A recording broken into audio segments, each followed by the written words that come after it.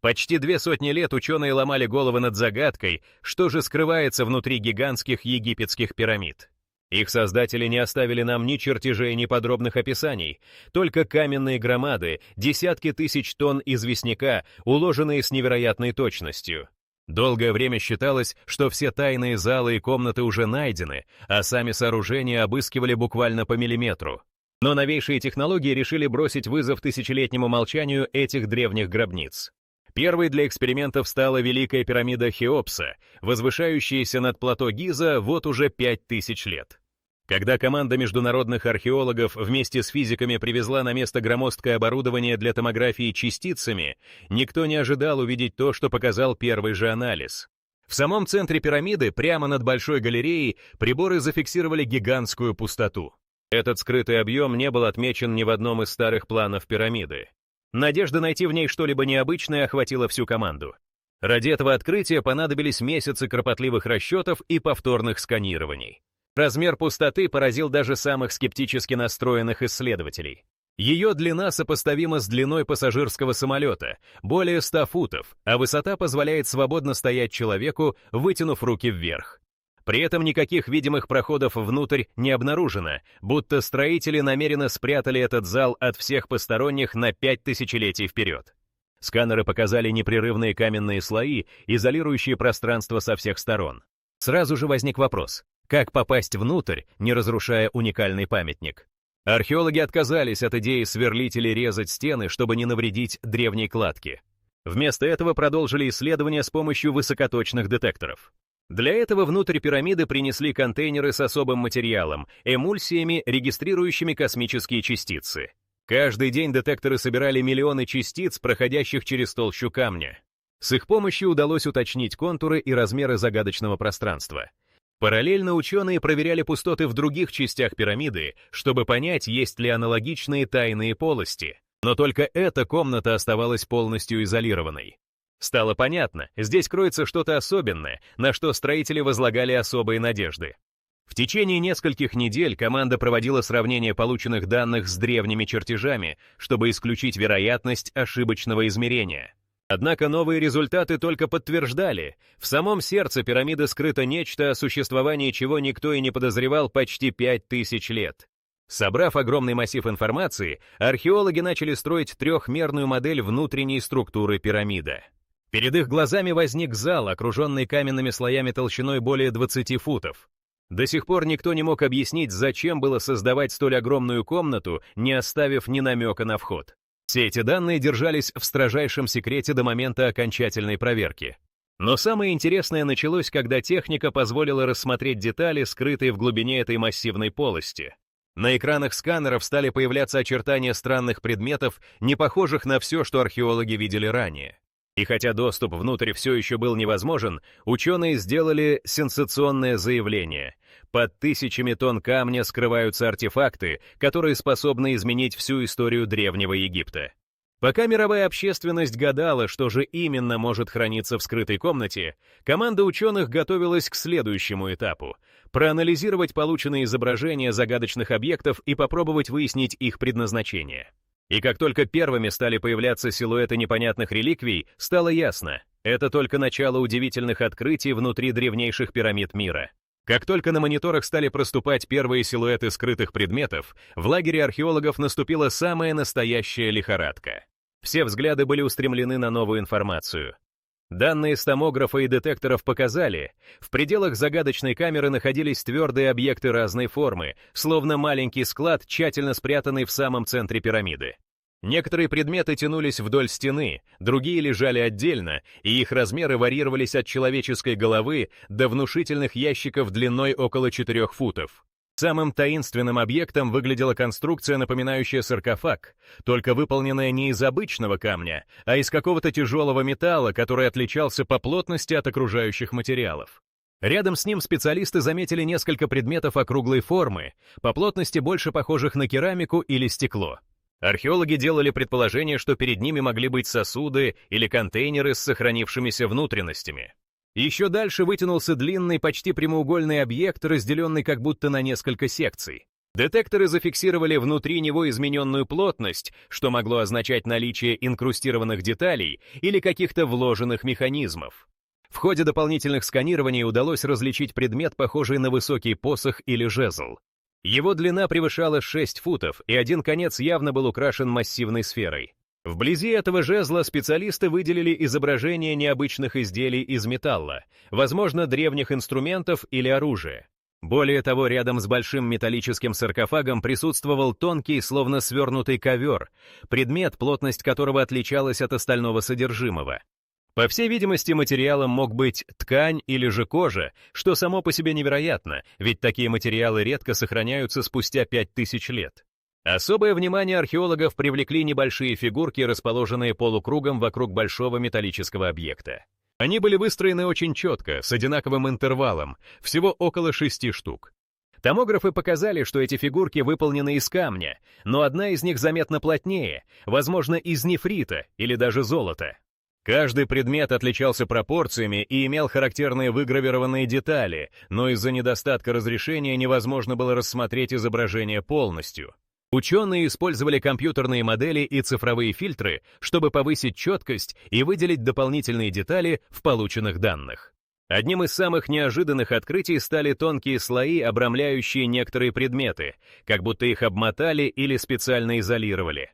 Археологи сразу вспомнили древние традиции мумификации и предположили, что перед ними могут быть редкие реликвии, завернутые в ткань или папирус, что невероятно ценно с точки зрения исторической науки. Однако рядом с этими слоями обнаружились мельчайшие вкрапления металла, части возможных печатей, застежек или пломб, которые могли служить гарантией нетронутости. Среди находок также числились 3 небольших сферических объекта, которые томограф показал как полые внутри. Их материал оказался очень плотным, а общий вес был выше, чем у обычного камня того же объема. Вероятнее всего, это были не просто украшения, а своеобразные контейнеры с сокровищами или даже с древними документами. Специалисты уже предвкушали возможность найти внутри таких предметов что-то уникальное, возможно, послание или карту, которую оставили создатели пирамиды. Не менее удивительно проявились следы тонких пластин вдоль стен большой камеры. Металл или дерево, археологи пока не уверены. Однако размеры пластин соответствовали размерам древних дверей или хотя бы щитов, которыми могли перекрывать входы в камеры или защищать что-то особо важное. Особенно интриговало присутствие возле них мелких металлических фрагментов с характерными изгибами, напоминающими замковые механизмы или ритуальные украшения. Все эти артефакты не только потрясли научный мир, но и заставили археологов немедленно усилить меры безопасности. Исследовательская команда ввела круглосуточное наблюдение за оборудованием и доступом в пирамиду. Специалисты по древним технологиям, реставраторы и криминалисты начали работу над цифровыми копиями объектов, чтобы избежать малейшего риска повреждения самих артефактов. Один из ведущих инженеров отметил, что некоторые детали конструкции саркофага и металлических пластин удивительно напоминают элементы механизмов, используемых в гораздо более поздние исторические эпохи, что вызвало бурю обсуждений среди специалистов различных областей. Пока исследователи пытались расшифровать, для чего предназначались столь необычные предметы, особое внимание привлекли необычные краски и следы покрытий на некоторых фигурках. Они светились под действием специальных датчиков, что говорит о применении уникальных минеральных пигментов. Это открытие подталкивало к новым вопросам, ведь ранее такой состав не встречался ни на одной из известных находок в Египте. Каждая минута работы приносила новые загадки, и команда ждала, что скрывают поверхности предметов помимо формы и плотности. Следующим шагом стало изучение внутренних изображений и письмен, ведь сканеры зафиксировали на отдельных объектах структуры, напоминающие древние надписи и символы. Именно они обещали дать ключ к разгадке того, кто и для чего прятал эти реликвии в самом сердце пирамиды. Детальное изучение выявленных предметов позволило археологам получить больше информации о настоящей сенсации, скрытых изображениях и письменах. Как только были применены новые программы для цифровой реконструкции, сквозь каменные слои стала проступать сложная сеть узоров, которые, по всей видимости, были нанесены на поверхности некоторых артефактов. Самым ярким объектом оказалась верхняя часть большого металлического саркофага. Под специфическим углом просматривались линии, образующие фигуры и символы.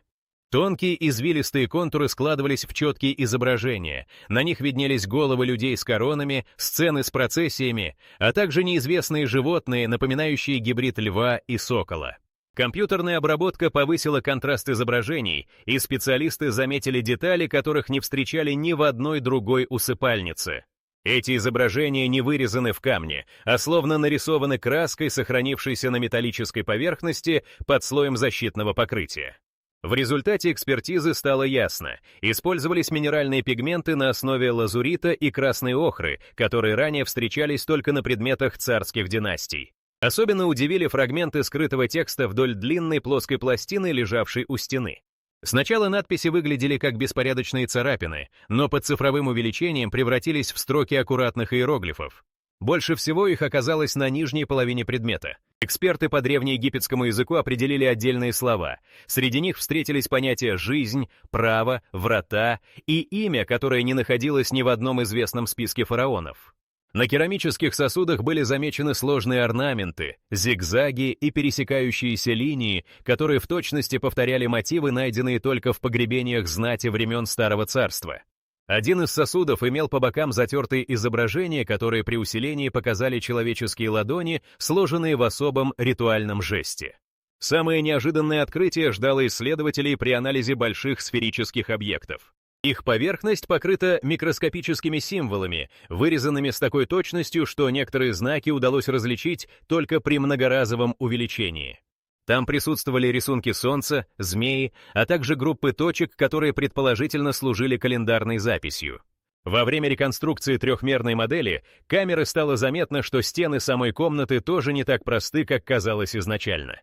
Внутренние стороны были украшены вытянутыми прямоугольниками, каждый из которых содержал рельефные изображения лодок, летящих по небу, и человекообразных существ с птичьими головами. Часть этих рельефов просматривалась только при определенном освещении и цифровом фильтре. Древние мастера явно закладывали секретные смысловые уровни, маскируя детали под обычную кладку. Команда лингвистов, привлеченная к проекту, зафиксировала необычное отличие обнаруженных письмен от классического древнеегипетского языка.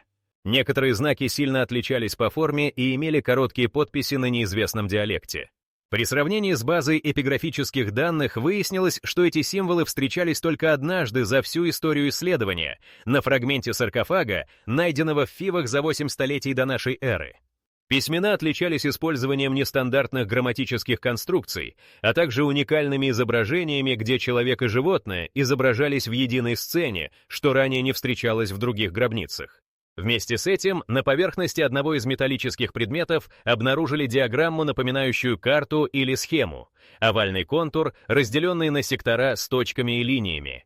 Археологи предположили, что перед ними древнейший план внутренних ходов пирамиды или же символическая карта подземного мира. Эта находка привлекла внимание инженеров, которые попытались совместить план с данными сканирования пирамиды. Оказалось, что некоторые сектора совпадают с известными залами и коридорами, а другие указывают на неоткрытые до сих пор полости. Еще один неожиданный результат дала работа с тканями, обернутыми вокруг фигурок. Под специальным освещением на ткани проявились бледные полосы, текст, нанесенный красителем. Символы напоминали короткие благословения или просьбы к богам, которые часто встречаются на реликвиях эпохи Древнего Царства. Эти надписи оказались отлично читаемы, что позволяет надеяться на уникальную текстовую информацию, прямо связанную с ритуалом или реальным событием. Каждое новое открытие увеличивало количество вопросов, но и обогащало данные о древней цивилизации. Изучение изображений и тайнописей в скрытой камере стало ключом к пониманию того, что делало это место особенным среди всех построек Египта. Впереди команду ждали еще более необычные открытия, ведь без современной технологии заглянуть так глубоко в прошлое было бы невозможно. И все же вопрос о том, зачем древние архитекторы вложили столько сил в создание тайной камеры и сокрытие этих артефактов, оставался открытым. Ответ на него должен был появиться совсем скоро, вместе с результатами изучения самой технологии, которая позволила впервые за 5000 лет увидеть настоящие секреты пирамид. Когда стало ясно, что традиционные раскопки и даже миниатюрные камеры не помогут проникнуть в загадочные глубины пирамиды, археологи обратились к передовым технологиям, которые раньше использовались исключительно в физике элементарных частиц и ядерной энергетике. Главным инструментом стала технология мионной томографии. Для работы в условиях древних гробниц оборудование пришлось полностью переработать. Сделать его достаточно компактным, чтобы пронести через узкие коридоры, но при этом сохранить высочайшую чувствительность. Основой метода стали естественные частицы космические мионы, которые беспрепятственно пролетают сквозь сотни футов камня. Устройства с особой эмульсией, восприимчивой к следам этих частиц, устанавливали в ключевых точках внутри самой пирамиды. Каждый детектор собирал данные сотни дней подряд, фиксируя мельчайшие отклонения в плотности материала. Уже первые снимки позволили точно определить, где толща каменных плит начинала внезапно разряжаться. Именно там и были обнаружены скрытые пустоты. Чтобы исключить любые ошибки, специалисты применили параллельно другие методы сканирования. Использовали радарные установки с сверхвысоким разрешением. Их магнитные антенны способны выявлять даже незначительные изменения в структуре камня, и благодаря им подтвердили контуры загадочной камеры в самой центральной части пирамиды. Также были использованы трехмерные лазерные сканеры, которые позволили в мельчайших деталях снять слепок внутренних коридоров и стыков, четко зафиксировать расположение каждого камня, каждого возможного технологического шва. Полученные модели точностью до десятых части дюйма совпадали с реальным расположением сканируемых объектов. Параллельно команда ввела в строй крошечные волоконно-оптические датчики. Эти нити, толщиной с человеческий волос, аккуратно запускали в существующие технологические отверстия, не повреждая кладку. С их помощью впервые в мире удалось получить изображение внутренней поверхности скрытой камеры. Слабое свечение лазера позволило зафиксировать цвет и текстуру стен, а также определить, что поверхность вовсе не гладкая, напротив, она вся испещрена тонкой чеканкой и следами инструментов. Информатизация процесса шла параллельно, множество независимых датчиков подключили к единой системе управления. Каждый фрагмент информации мгновенно оцифровывался и передавался экспертам на обработку. За считанные недели из разрозненных данных собрали виртуальную трехмерную модель всей внутренней структуры пирамиды, включая ранее неизвестные ниши и проходы. Уже в первый месяц работы система способна была моделировать, как изменялись бы потоки воздуха, если открыть ту или иную камеру, а также просчитывала нагрузку на отдельные части кладки. Для анализа плотности отдельных объектов применяли портативные рентгеновские установки на основе ускорителей частиц. Аппараты, доставленные из нескольких лабораторий Европы и США, позволили получить спектроскопические данные о составе материалов внутри тайной камеры. Оказалось, что среди камня скрыты как металлические детали, предположительно выполненные из сплавов с высоким содержанием меди и золота, так и слои минеральной соли, возможно, использовавшиеся для сохранения органики. Специально для расшифровки изображений был создан программный комплекс, который автоматически выделял различия между естественными фрагментами породы и артефактами, созданными руками человека. Эта технология позволила различить на изображениях тончайшие линии, которые человеческий глаз не улавливал даже с увеличением. С помощью искусственного интеллекта удалось выделить контуры фигур, надписей и даже мелких украшений на поверхностях некоторых предметов.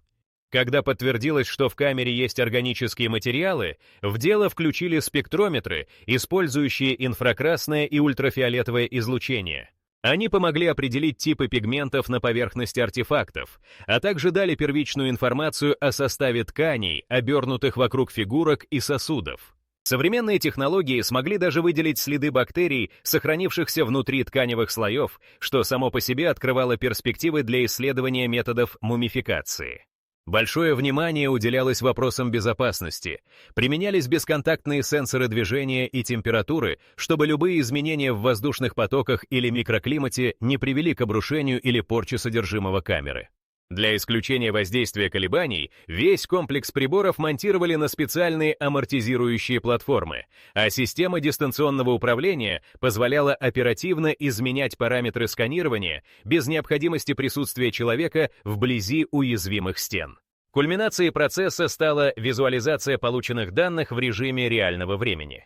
Для этого использовали огромные интерактивные экраны, на которых исследователь мог пройтись по скрытой камере, рассмотреть каждый предмет с любого ракурса, увидеть мельчайшие детали чеканки и даже приоткрыть слои материала, чтобы изучить внутреннее устройство сосудов и металлических предметов. Все, что прежде казалось невозможным без физического проникновения вовнутрь, стало доступно благодаря цифровой революции. Новейшие технологии, еще совсем недавно бывшие фантастикой для археологии, превратились в ключ к тайнам, скрытым от человечества тысячи лет. Без них невозможно было бы увидеть скрытые проходы, зашифрованные изображения или определить точный состав древних артефактов. Но самое важное то, что эти открытия позволили сделать следующий, беспрецедентный шаг — начать реконструировать события, происходившие в таинственной камере тысячи лет тому назад. Впереди специалистов ждала главная задача — понять, какую роль играли найденные артефакты и кто их там спрятал. Именно на этот вопрос им предстояло найти ответ, используя все достижения современной науки. Используя новые цифровые модели и химический анализ, команда сразу приступила к сопоставлению артефактов с историческими источниками. Первым шагом стало сверение найденных металлических образцов с известными сплавами эпохи Старого Царства. Анализ показал, в составе крупных изделий было не только золото, но и редкая смесь меди с мышьяком, которую до этого встречали только в легендарных реликвиях из Абидоса, датируемых приблизительно 2800 годами до нашей эры. Рядом с металлическими фрагментами обнаружились остатки пыльцы редких растений. После экспертизы ботаники подтвердили, данная пыльца не встречалась на территории Гизы ни в одном природном образце последних 5000 лет. Это указывало на то, что предметы были принесены из далеких регионов, возможно, с территории нынешней Эфиопии или Судана. Дальнейшее сканирование позволило выделить среди находок странную миниатюру корабля. Археологи провели анализ формы и структуры, выявив сходство с рельефами, изображающими солнечные ладьи, важнейший ритуальный символ для династии первых фараонов. На палубе миниатюры с помощью цифрового увеличения зафиксировали фигурку, стилизованную под человека с птичьей головой и жезлом, что совпадало с описаниями бога Ра. Сравнив орнаменты на миниатюре с аналогичными изображениями на стенах Луксора и Абидоса, специалисты подтвердили, стиль исполнения никогда прежде не встречался внутри пирамид Гизы. Параллельно лингвисты перевели первые строки на металлических пластинах и тканях. Среди надписей оказалось неизвестное имя, ранее не упоминавшееся в списках царей. Символы указывали на жреческую династию, которая по поздним хроникам управляла отдельными храмами плодородной дельты Нила. Следом за этим в одной из тканевых оберток нашли схему пышного ритуала — процессия 7 фигур, которые проносили предметы к саркофагу, а затем совершали обряд оживления с помощью длинного металлического жезла. Подобное описание встречалось только в недоступных папирусах, хранящихся в Ватикане. Открытием стала необычная конструкция саркофага. С помощью симуляции инженеры показали, что массивная крышка держалась не на простых клиньях, а на системе вращающихся пластин, выполненных с почти ювелирной точностью. Механизм напоминал замки, появившиеся на Ближнем Востоке спустя почти 1000 лет, что мгновенно привлекло внимание историков техники. Одновременно с этим из ткани фигурок удалось выделить фрагменты органики, человеческие волосы и частицы кедровой смолы, которые прошли углеродный анализ. Их возраст, подтвержденный независимыми лабораториями, совпал с предполагаемым временем строительства пирамиды, примерно 2650 лет до нашей эры. Открытие подтвердило, что находки не были позднейшей подделкой, а происходили именно из эпохи Хеопса. Особое место среди открытий заняли минералы, используемые для красок. Среди пигментов, нанесенных на фигурки, спектроскопия выявила ультраредкие соединения лазурита и бирюзы, не встречавшиеся ранее в ритуальных предметах Гизы. Их происхождение прослежено до гор Бадахшана, что на территории современного Афганистана. Очевидно, к строительству пирамиды были привлечены ресурсы из самых отдаленных уголков древнего мира, а сама усыпальница служила не просто гробницей, а хранилищем тайн и богатств. В ходе дальнейшей реконструкции внутреннего пространства камеры удалось совместить диаграммы, найденные на металлических пластинах, с расположением залов и коридоров пирамиды. Инженерная группа пришла к выводу, что тайная камера могла служить особым святилищем для царя или жрецов. На основании данных о воздушных потоках внутри пирамиды и расположении вентиляционных шахт, группа физиков предположила, что камера была не просто хранилищем, а сложной частью ритуального комплекса. При проведении определенных церемоний создавался эффект резонанса звука. Подобный феномен был ранее обнаружен в одних из самых древних храмов Египта. Важным моментом стало обнаружение на стенах скрытых следов огня. Фотоспектральный анализ выявил остатки органических смол, сгоревших при очень высокой температуре. Все указывало на одноразовую, но крайне значимую церемонию, произошедшую внутри этой камеры около 4500 лет назад. Вполне вероятно, что именно здесь жрецы совершили ключевой обряд, после чего камера была намеренно запечатана. При работе с цифровыми моделями команды независимых исследователей вышли на совпадение между найденными артефактами и списками реликвий, описанных в до сих пор не расшифрованных папирусах из Саккары. Среди них фигурирует жезл Возрождения, врата Маат, а также сосуд, в котором по преданию хранили особую жидкость для ритуалов. Все найденные предметы в пирамиде соответствовали этим описаниям по форме, размеру и месту расположения. Главное открытие стало сенсацией для всего научного мира. Впервые за 5000 лет ученые получили прямое подтверждение теории о существовании тайных жреческих обрядов в период строительства Великих пирамид. Не только мумии, но и целые ритуальные комплексы с неизвестными ранее предметами, механизмами и технологиями были спрятаны от посторонних глаз на века. Благодаря новейшим технологиям историки впервые прикоснулись к событиям, которые до этого существовали лишь на границе мифа и реальности.